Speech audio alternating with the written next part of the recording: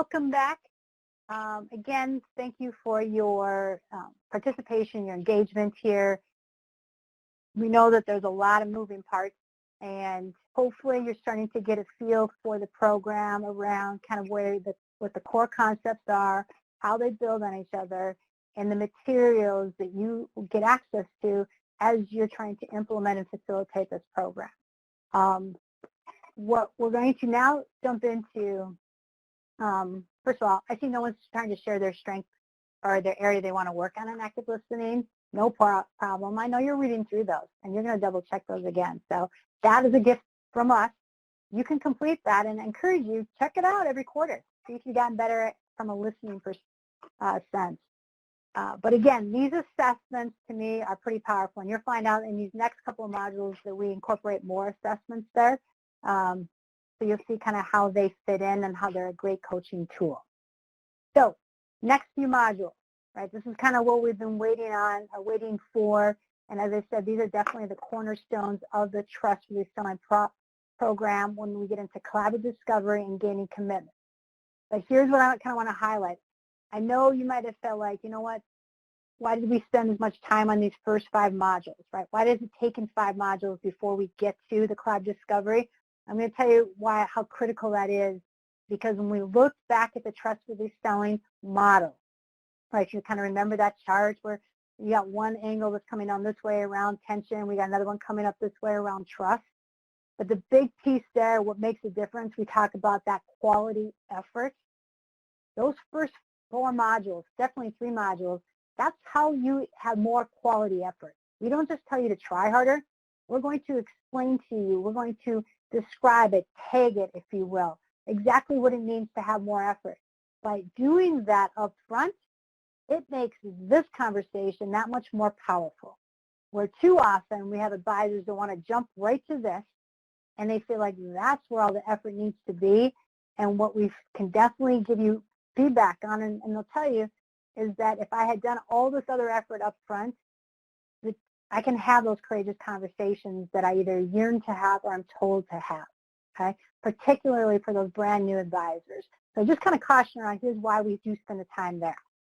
All right, with that being said though, let's jump in and really kind of talk more around collaborative discovery. This should be on page 64 of your materials that you got. Again, I think if you downloaded that participant guide, so page 64 is what I'm told. I cross my fingers on that. Hopefully I'm not misleading you there. Collaborative discovery process, this is typically, again, where that engagement is, I think, heightened, right? This is where we can really identify what's important to that individual, but they can help discover themselves what they really want most, more importantly, where they're currently at, and how big of a gap is there? What kind of a need do they have? Well, we're going to do that in a collaborative manner, right? We're not going to just kind of fire questions at them. And so here's where we start to dig in on the art and science of questioning. We all know how powerful questions are. Not only are we going to really kind of, I think, dissect that concept even further, but we're going to give them a model that's going to help them become even better at asking what I call those second and third level type questions, right? Where those are the questions that are not going to be in a company-sponsored fact-finding tool. Those are the questions that through experience or through, I think, training and education, they become much better at. And I think that's where you see the difference between a very effective and successful advisor versus one that is always maybe striving to be better all the time, right? Or kind of maybe they're always at that standstill spot and they're not sure how they can really grow their practice. This is probably the one of the spots here that I found to help give the biggest lift in their overall client building model that they have. So one of the ways we talk about that RPM questioning model is that we share with them, explain to them what a reality question is, right? I mean, it sounds exactly kind of what what's the intent of the information we're gathering, and that's going to be the facts, right? Kind of those black and white type questions. It's going to be around, do you, have you, how many, right? Very simple questions they can answer. Then the next level of questions we get are into those pain gain questions, right? That's where we can identify what's the pain they want to avoid or minimize, what's that gain they want to be able to achieve, and more importantly, what are those needs, okay? Most tools to incorporate some pain gain questions. I'd say most advisors have a good handle, right, on pain gain questions. But what they learn through here is how they can become even more effective at asking those questions. The third level of questions are now the magnification. And that's where we can really dig in deep and I think touch that internal pressure, right, those emotional drivers for a prospect. But that's where we can magnify the implication is if this is your need or your gap, if we don't take care of it, what's the implication? If we do take care of it, what is the implication? Many times you'll find that advisors fall very short on asking those types of questions. So it kind of comes back down to the experience we want to bring our clients through, our prospects, and also think back on how that connects back to those 4 facets of trust. So they watch the videos, we help educate them. We're going to dissect that even further. Not only that, but we even give them examples or samples of different questions under each category. And then we take them through some activities for them to even internalize it more. So one activity that you're seeing here is what we do when we're in person, right? We have a card sort activity that's provided for your facilitator, and it's exactly probably what it looks like here, right? So we've got 3 title cards around reality, pain gain, magnification. We give them a variety of different questions on the cards. They then have to determine which category, which type of question is that question. Okay, so, you know, if it asks around what do you want life insurance to do for you and your family, they have to go back through and identify, do you think it's a reality or pain gain question? So it gives them a chance to get more familiar around types of questions they can ask. But the beauty of it, it teaches them, how do I ask, what's the intent behind my question, right? So I don't have to script a question for them and say, here, ask this. They now know, here's what I'm listening for. And I think that's the big learning you'll get from definitely not only your new advisors, but you get those mid-level advisors who go through this program and you know they're struggling, right? They're inconsistent activity. They're not sure how they can, again, motivate more clients to take action. And for them, this is a real epiphany to figure out how they can develop that skill set even further. Now, you're thinking, we don't have card sorts here because we're not all together in a room. But we also have a virtual version of them. Brand new advisors, the comment I will hear after this. And one activity we have them do is if they have a company-sponsored fact-finding tool, if you will, or collaborative discovery tool, is we have them take that and start to then label, is it a reality question, pain gain, and magnification question.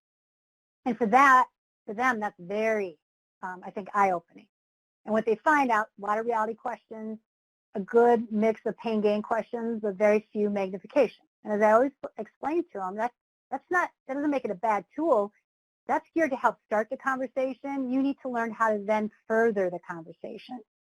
The common piece that I hear from experienced advisors is it really helps them kind of what I call find the blind spot, is that they have become such a master or unconscious competent is they already kind of know exactly what they think the answer is going to be, and they skim through those really, I think, discovery type questions, and that's going to be pain gain and for sure magnification questions, and they jump right to the solution because they are there, right, but they don't help bring along the prospect, and that's where it gets confusing. And so for a lot of your experienced advisors, they really find this to be, for them, kind of an aha moment to say, you know what, here's where because I am so experienced in it, I've now become that, it's become one of my weaker parts in my engagement. And that's not what their intent is. It goes back to that intent versus impact. So definitely a lot of, I think, positive feedback you get from advisors. They can really see where this can be more helpful. Okay, now the fun happens. So we're going to do a timed chat. And what do we mean by that? Pretty simple. All I'm going to do is I'm going to read the first question to you, and I want you to type in, you're going to see that Jackie just brought this window up. You're going to type in, if you think that question is a reality question, just put an R. If you think it's pain gain, put a PG. If you think it's magnification, okay? So again, reality, factual, simple, kind of real surface. Pain gain, is it a pain they want to avoid or gain they want to be able to achieve, where we kind of uncover what their real needs are. Magnification, we're going to take that pain gain and we're going to really kind of look at what the implications are of not taking action or the other way around. So you're going to either put R, PG, or M. Here's the deal, though. Do not hit enter. Do not hit enter until I say go. Okay? See, this is why I had to do the active listening before we can really see how good that skill set is at. Okay? But we were in on this together, right? So you demonstrated that for me. That's why you hit enter on the first one, because you knew that's what I was going to tell you not to do. All right. So first question. We're going to go to question number 2. Do not hit enter until I say go. How confident are you that your current retirement plan will enable you to accomplish your objectives? How confident are you in your current retirement plan that you will be enabled to accomplish your objectives? Just type in what you think it is, and I didn't say go. All right, go. You guys are starting to lose the status of being my best group all day. All right, I haven't completely lost it, but you're kind of losing it a little bit. All right, if you put down a pain gain question, that is correct, right? All we're trying to do is explore to find out, is there any kind of disruption? What are their thoughts on that? Maybe they feel very confident around that. Maybe they are concerned. Maybe they have no idea. Now we know where we can start with. Let's find out. Now let's then expand that, right? Okay. All right, peeps, are you guys ready? We're going to do another question here. So let's take a look at question number 3. How much are you currently saving in your retirement plan? Do not hit enter. Is it R, pain gain, magnification? And go. See what y'all come up with. Ah, interesting. Okay. Most of you put down reality question. That is a reality question. I saw a couple of other ones in there about magnification. And so in our discussion, we stopped, right? I'll ask a few people, why did you think it was reality? Why did you think it was magnification? And we can kind of hear what those thought processes behind that. I always say these are gray areas, right? That isn't like every one of those, it is or it isn't. I always go back to what's the intent behind the question, right? A question might start as a pain gain, but because of the situation or discussion, it might turn into more of a magnification question. So I go back to what are you intending to identify?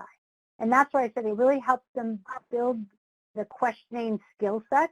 So I don't have to give them questions to ask. They don't have to read off the fact finder per se, is that they know kind of here's what we're trying to uncover together with the prospect so that we can, again, get into some courageous conversation.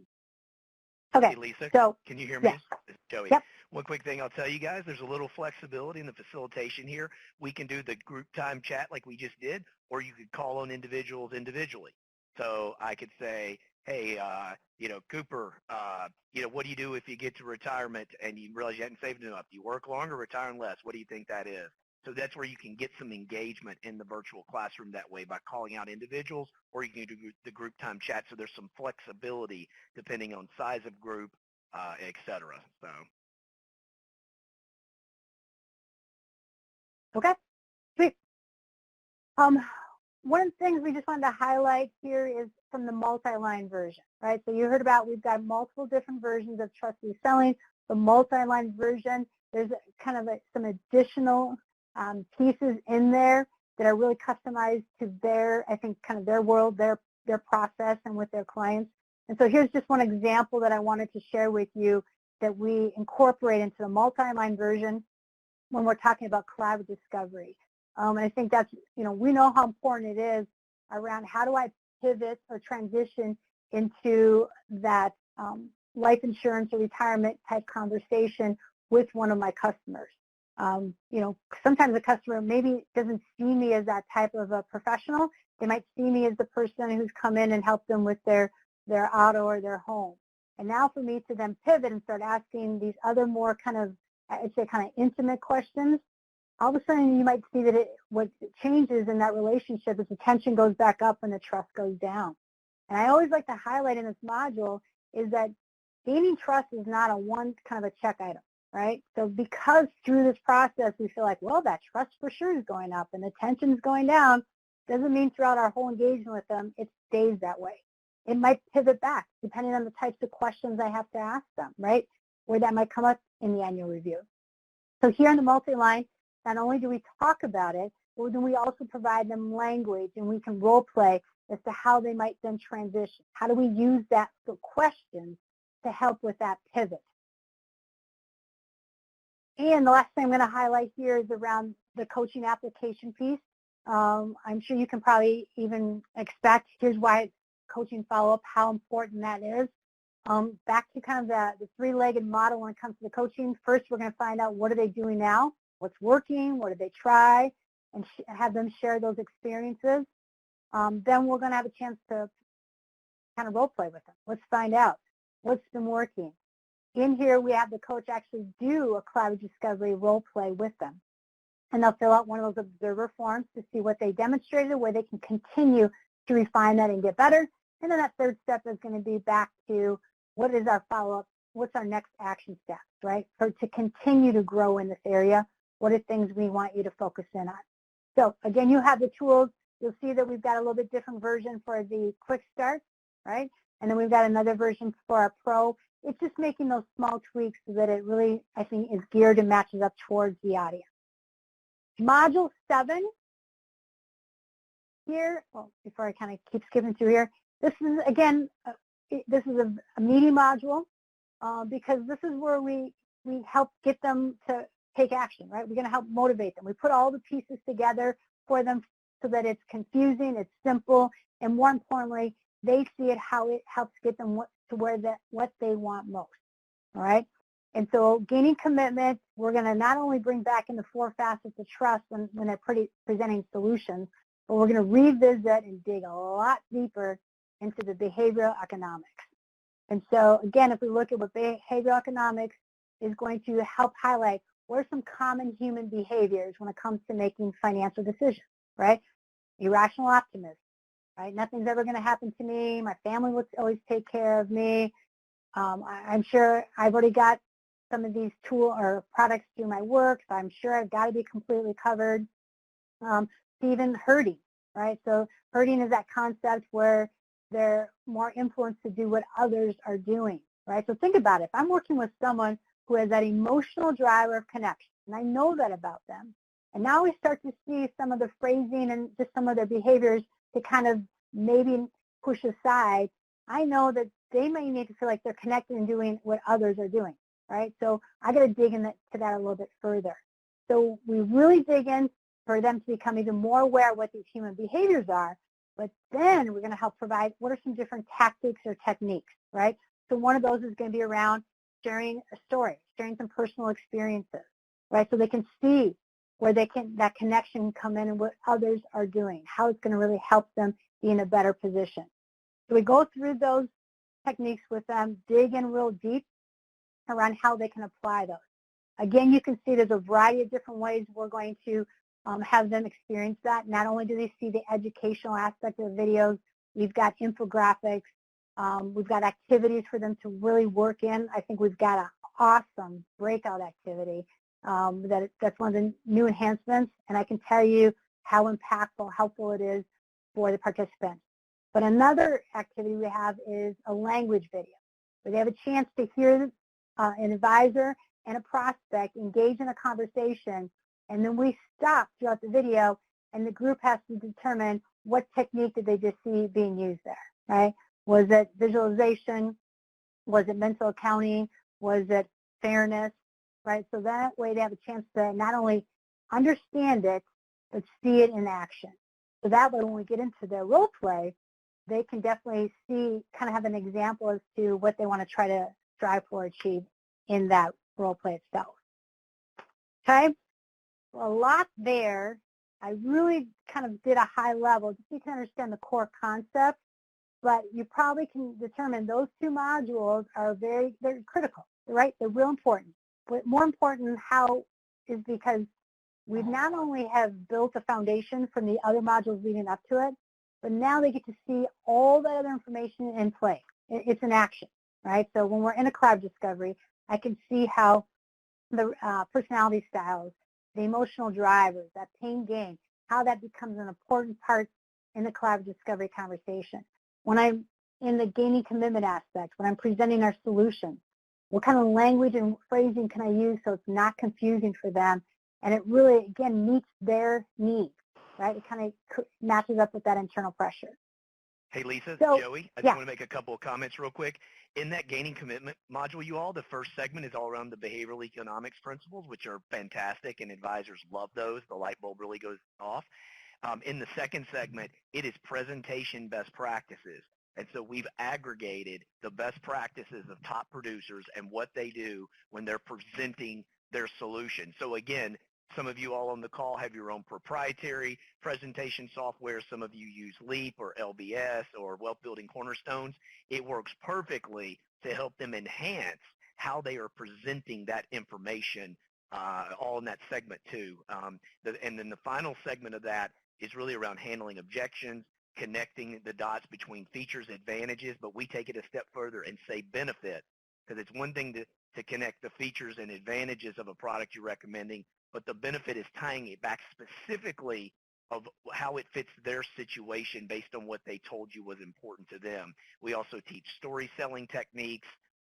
We teach like using metaphors, analogies, things along those lines. So it's very meaty, and it's techniques and language and things that they can apply to their existing closing presentation, regardless of what output they're using for the presentation. So I just wanted to point out what additional things are being taught in gaining commitment. good deal. Thanks, Joy. I appreciate that.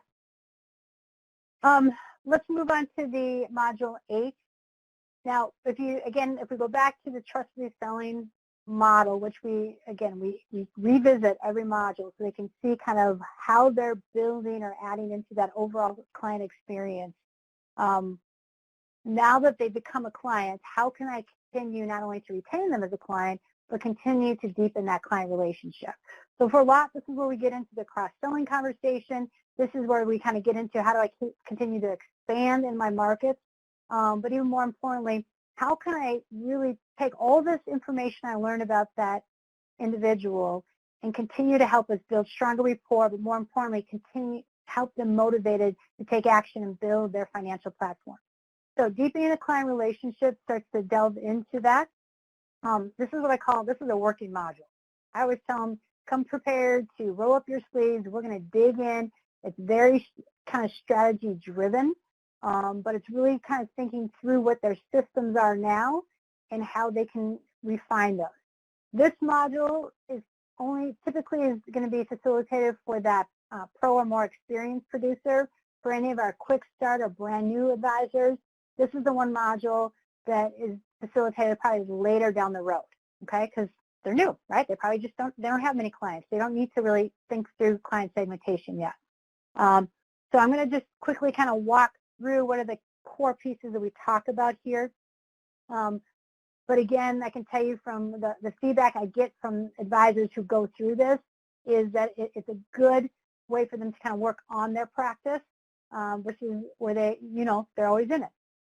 Some of the core concepts we're going to cover here is going to be around really identifying what is going back to what their ideal client is, but let's look at who their clients are right now and let's start to segment them. Because we understand that we can't treat everyone equally.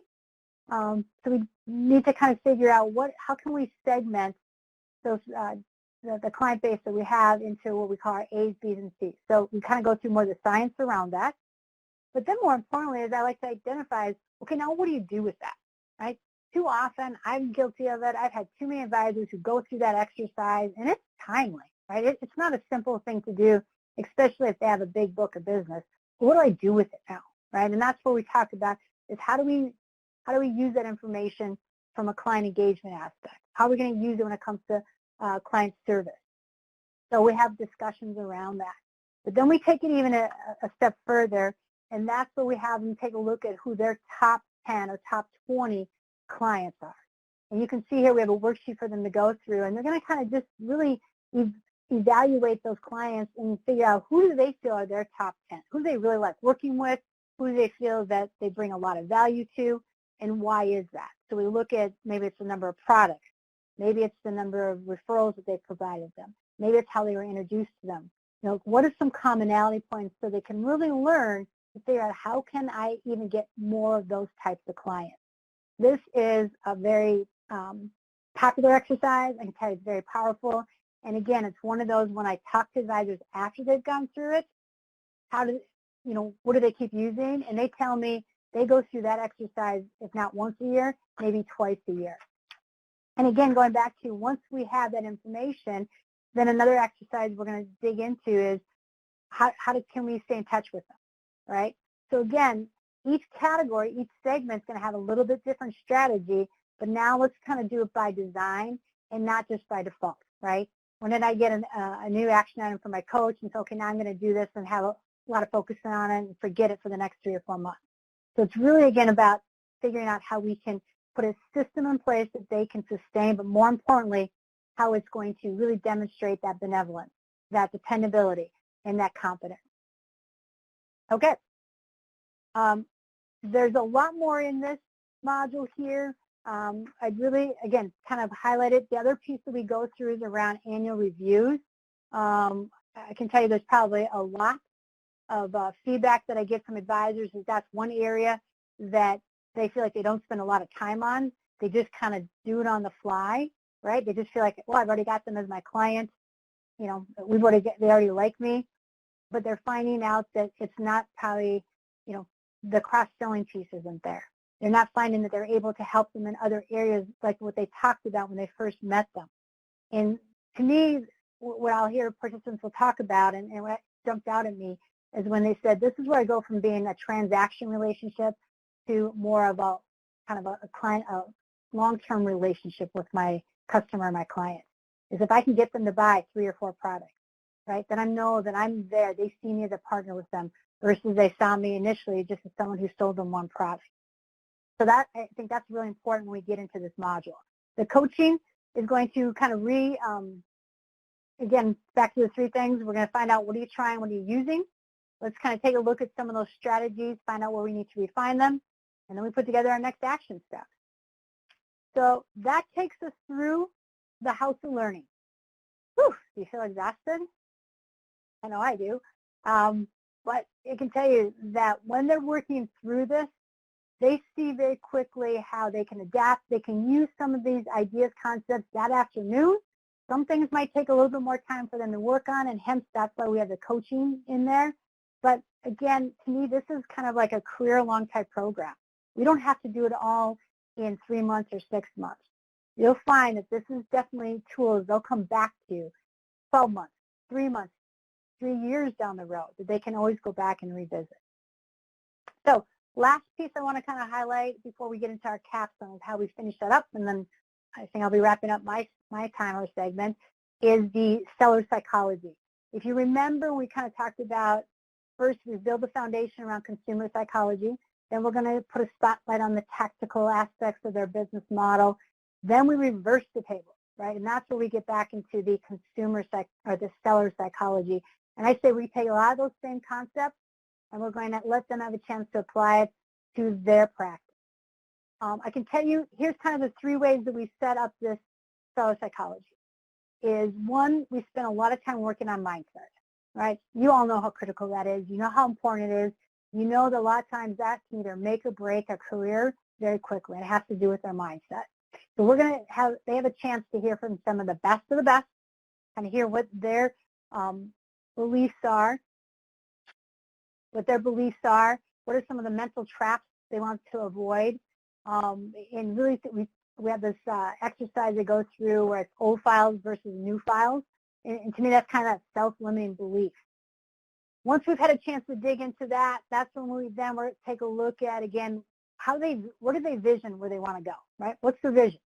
How are their goals set up today that's going to help them get there? Maybe here's some of the goals that they need to tweak and add to that. And then they can definitely see what parts of the trust they're selling are critical that they start to implement, right? It kind of goes back to that why behind the what. So those are kind of the 2 key pieces that we really help them dig in and put some more shape around that, if you will. And then the 3rd thing is we get into their behavior, right? So a lot how behavior economics was important to understand is humans have the best intentions, but this is kind of where their daily behaviors get in the way. Same thing happens when it comes with advisors. What are their daily behaviors? And so that's where we will take a look at some of the habits of top producers, and we take them through an exercise of really prioritizing where they put their energy. Okay? and we have an exercise that looks like a traffic light. What are red activities, yellow activities, and green activities? So red activities, you shouldn't be doing that, right? Checking out your Facebook, even maybe going online shopping. Right? Yellow activities, those are important, but if they're not managed well, they take over the entire day. We know what those are, right? That's calling in the underwriters, finding out what's going on there. It's maybe doing case prep. It's doing even education pieces. There's a place for that, but where we want to make sure that they're spending more time is in the green, where their high priorities are. So we have a chance to kind of go through that with them. So this is definitely one of those pieces that has a real, I think, a pretty powerful and strong coaching follow-up aspect to it. Because to me, this is, again, this is going to be the fuel that takes everything we've covered with them and takes them to that next level. And that's really a lot why we always get questions, why don't we start with cellular psychology? Why do we end?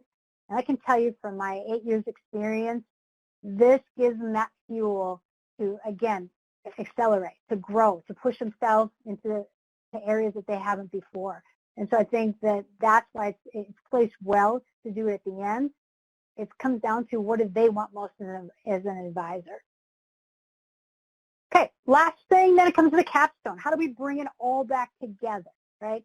And again, this kind of comes back to what I like about the flexibility of this program, meaning that you'll see, when we work with companies, sometimes there's a little bit different ways they like to have the capstone. And that's where we bring it, individuals together to see, let's kind of identify around what are the key core concepts, right, that they've learned from the program, how have they mastered the skill sets and the language, and more importantly, how do we, again, kind of help them launch into that next phase of their growth and their learning.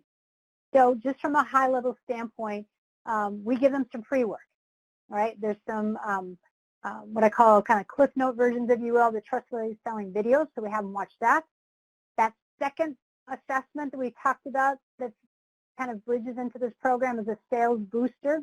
We have them complete that. Those 4 skill set assessments, they're going to bring that, take a look at it, and then we've got a couple case studies. Okay, so we give them a framework of how we want them to prep for this capstone, and then the way it's kind of delivered can be a variety of different ways to deliver that.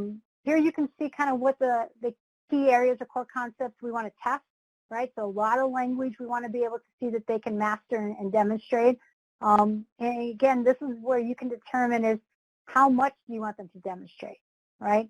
And so we can help you kind of think through that and where it applies. Even for our experienced producers who go through that, they still like to have kind of that test, if you will, around how they've refined or perfected their language. Because they know how critical that collaborative discovery is, the gaining commitment, and even just kind of around how they brought that trust language into their practice. So again, you can see here's some of the key things we cover with them there. The sales booster, this at a high level, what you get from this is that this isn't going to like kind of give me, here's what my selling style is. It's not a selection tool. What it does, it takes a look at some of the thinking patterns from sales individuals, and it helps them kind of see how in their mind they prioritize. Okay, so there's 6 different thinking patterns there. One is kind of more external, one's more internal. And what it does is the report will show you, here's how you prioritize. Here's your highest driver, if you will, in these thinking patterns. Here's the one that probably has the most potential to become even stronger. And the report gives them some different coaching ideas. They can use that with their coach. They can do it on their own.